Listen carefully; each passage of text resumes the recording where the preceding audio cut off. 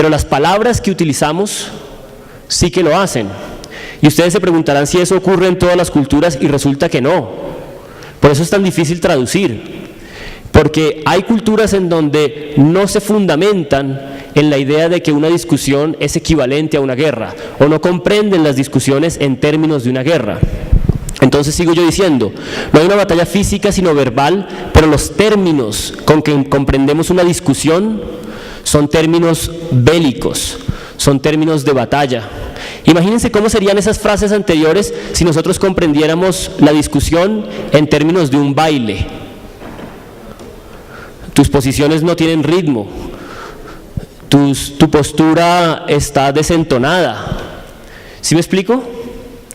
Esas frases son menos comunes, igual algo alcanzamos a entender, pero realmente las frases anteriores son infinitamente más ordinarias y más comunes, porque esa metáfora subyace con mucha fuerza en nuestra cultura.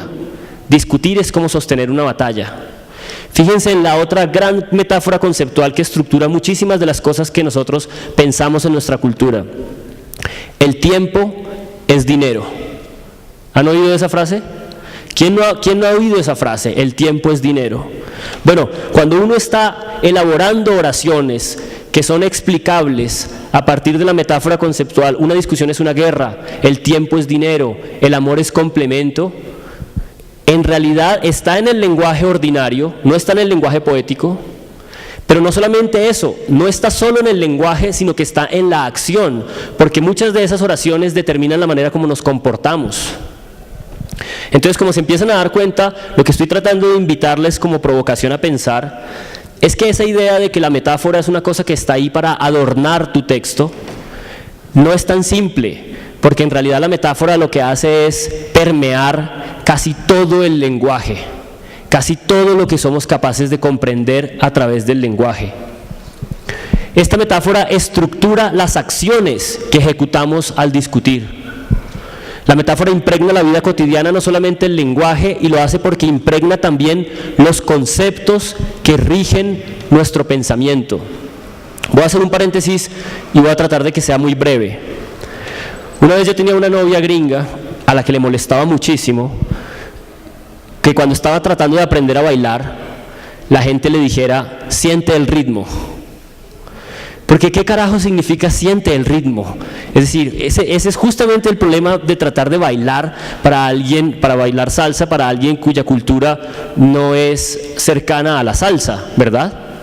Y pedagógicamente cuando a alguien le dicen siente el ritmo, no le están diciendo nada. Es decir, ¿qué clase de instrucción es esa?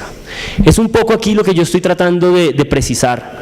Con la crónica ocurre con frecuencia, y puede estar un poco implícito en el argumento y en la propuesta de Alberto, que me parece una imagen bellísima, esta idea de que la gente normalmente en la universidad, sus estudiantes, no se distanciaban demasiado del punto entre que estudiaban y vivían para encontrar su historia, ¿verdad?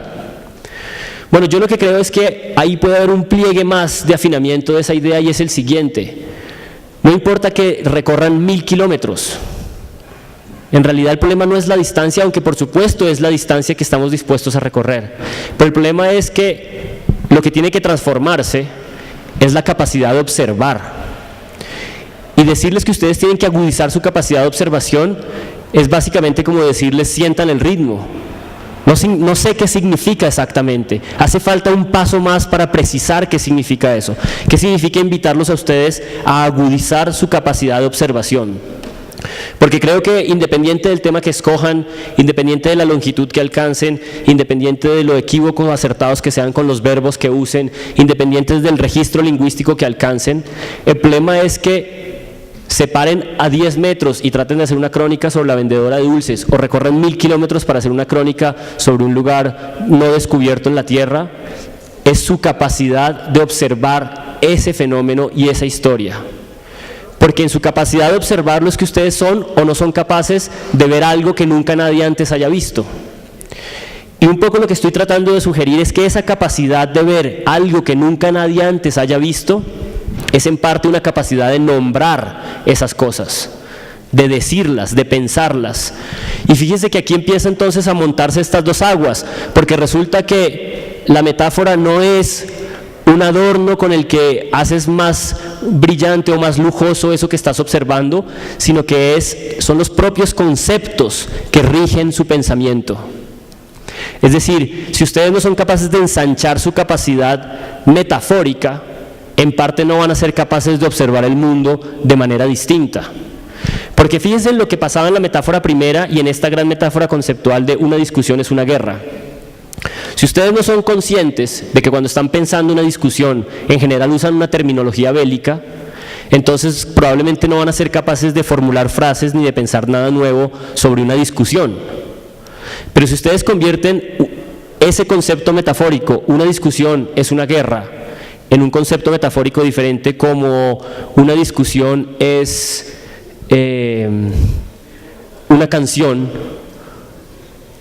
entonces al tener una estructura de pensamiento diferente, probablemente van a generar oraciones que de verdad van a tener capacidad de originalidad, porque ustedes van a estar observando ese fenómeno con una estructura de pensamiento realmente original.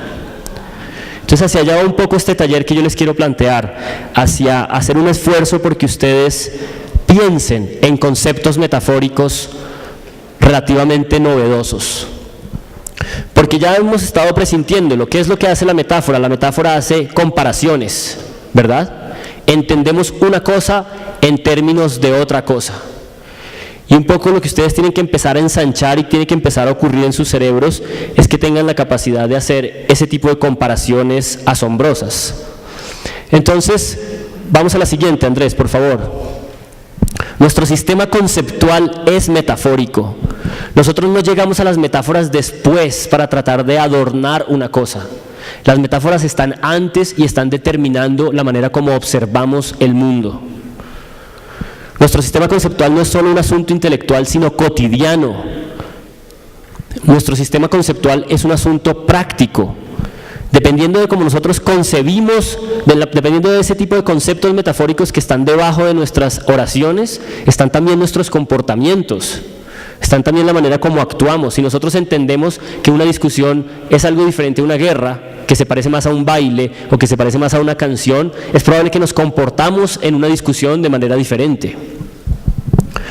Nuestro sistema conceptual estructura lo que percibimos, la manera como lo percibimos, lo que pensamos respecto a eso que percibimos y la manera como actuamos. Entonces, lo que quiero que empiecen a pensar, a procesar, a darse la oportunidad, a lo mejor lo que yo estoy diciendo por supuesto no es cierto, esto es una discusión que tienen los lingüistas, esto de hecho es una discusión que está muy en boga con respecto a la neurolingüística, que es esta especie de saber nuevo que está intentando descifrar con exactitud cómo funciona nuestro cerebro para de tal modo alimentar la inteligencia artificial. Y un poco lo que se está preguntando en la neurolingüística hoy en día es ¿qué hay en el lenguaje que nos sirva como oriente y como pista para comprender ese mecanismo absolutamente complejo que es eso que está dentro de los cráneos de cada uno de ustedes y que nos ha hecho la especie dominante que nos ha hecho y también la especie brutalmente arrasadora? Entonces las metáforas como expresiones lingüísticas son posibles precisamente porque son metáforas en el sistema conceptual de una persona. No quiero ser exagerado, pero siempre que pienso en esto, pienso un poco en términos de la pastilla que se toma Neo en The Matrix y empieza a ver las cosas diferentes.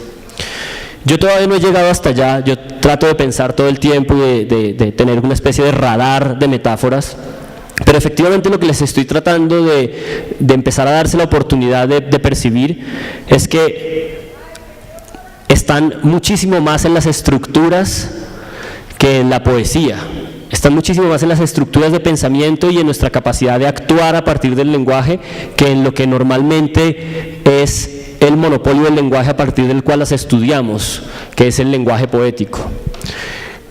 Entonces piensen en esta, que es la otra que les decía, el tiempo es dinero, me estás haciendo perder el tiempo. ¿Por qué razón uno pierde el tiempo? No todas las culturas piensan que el tiempo se pierde, no todas las culturas piensan que el tiempo se gasta.